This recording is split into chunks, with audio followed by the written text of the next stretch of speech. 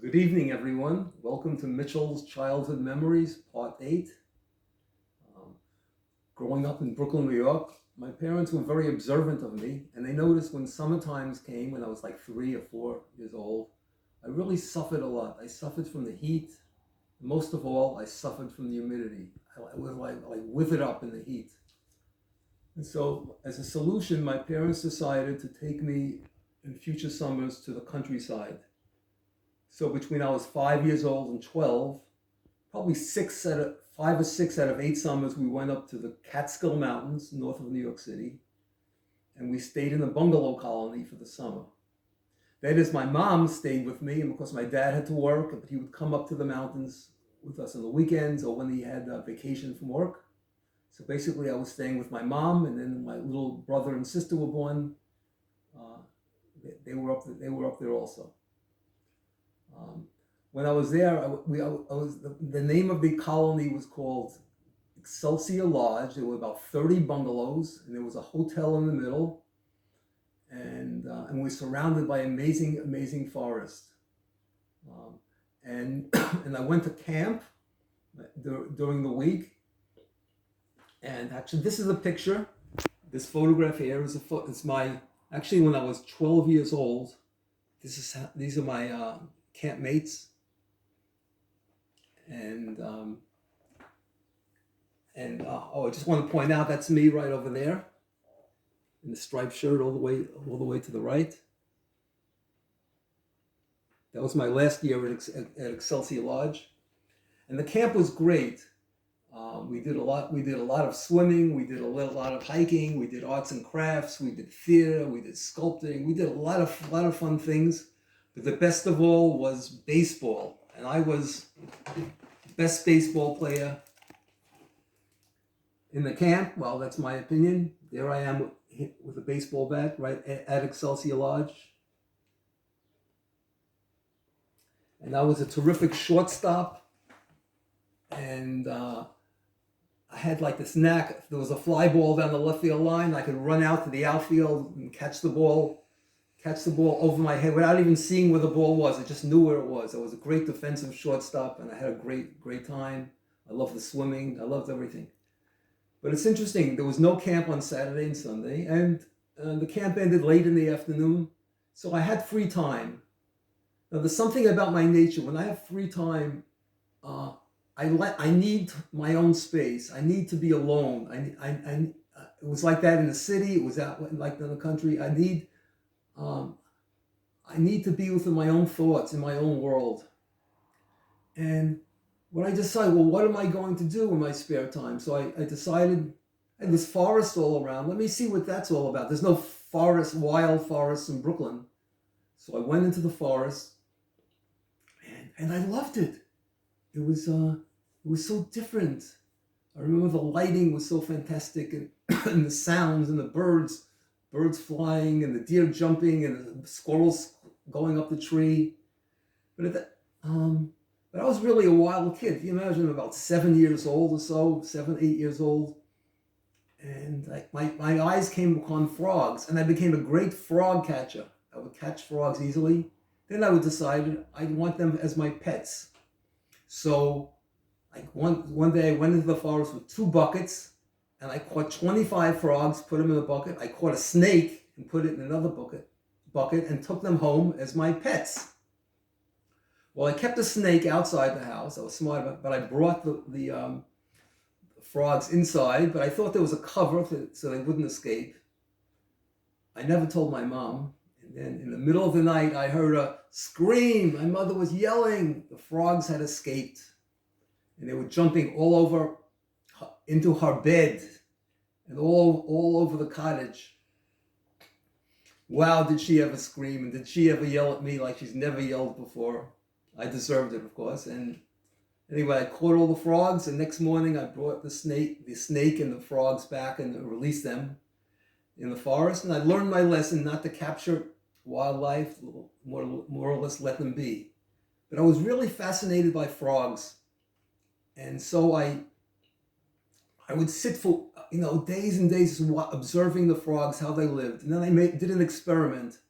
I went to an area in the forest where there's a stream, but no, I didn't see any of the life. And I diverted the stream, and I brought rocks and twigs and everything. And I built an area that I thought that the frogs would like. And I made this like a frog city, and I left. And I came back 2 weeks later and my hunch was correct.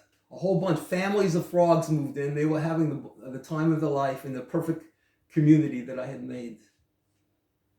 Well, every summer I would come back to Excelsior Lodge, and I look forward to the forest. And as time went on, I started walking all over the forest, and I love the smell of the earth in the early morning, and I love the sounds of the wind blowing through the trees with the speckled light, and the birds singing was amazing, and it was teeming with life, and I was getting closer, and I was loving it more and more as time went on. I respected it more. I learned to respect nature. And I remember I would actually embrace it. I would touch the trees, and I would say hello to them, and I would touch the plants and the flowers. I would just take a leaf and just move it back and forth. And I found there was life everywhere. I felt the vibration of life in the leaves, in the trees, in everything. And after a while, I began seeing them not as separate entities, but as each a very important part of life. I felt like a unity of everything that was in nature, and this just like increased as time went on. And I found as time went on, the more I respected nature, the more nature respected me and accepted me. And after a while, I felt myself as part of that whole unity, that oneness of nature. And so my hikes through the forest were like a magical mystery tour. I wasn't like I was walking anymore. I felt I was floating through the forest. That's how much fun I was having. That's how great it was. It was sort of like I greeted my favorite trees and my favorite flowers and my favorite plants.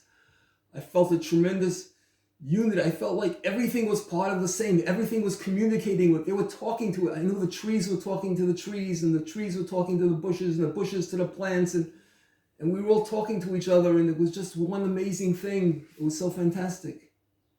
Yeah, it's funny now. Just recently, scientists have discovered that the trees do communicate with each other. That the roots underneath the trees, one tree meets the roots of another tree, and they talk and spread information.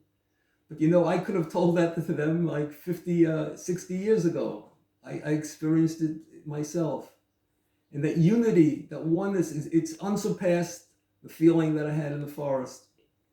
And I remember I expanded my walks. I would go to a big stream. It was 2 feet tall, and I would take my shoes off, and I would try to cross it, and my shoes fell in the water, and my trousers and my shirt got soaked, and I just laughed. That was to me the greatest time. I came to a lake, and I saw beavers doing their things.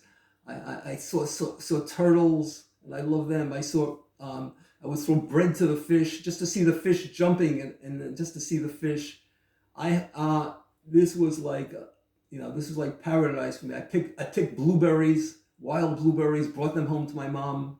Certainly better bringing up blueberries than frogs, right? And so this was just amazing. Here, again, this picture of my 12 years old, my last year in camp, because I knew we weren't going to go back anymore. This was going to be my last summer in the forest. And before I left, sort of like I made a wish, and I wish that one day I would grow up and I'd become rich, and I would buy a lot of land for all the animals in nature and keep human beings out. Let them have peace. Let nature be. And sort of like that was my dream. But then my teenage years were coming up, and my teenage years were really rough and pressured.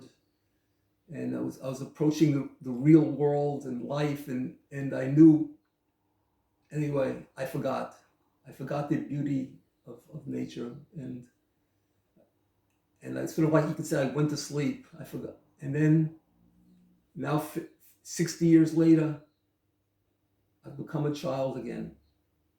living in Chingford, marrying my beautiful wife, Monica, got married at 61 years of age, and near Epping Forest. Now Monica and I are now taking long walks in Epping Forest every day. And now I remember what I once had, and it's fantastic. And I've become a child again, and I'll never forget nature, and I'll stay a child for the rest of my life. Thank you.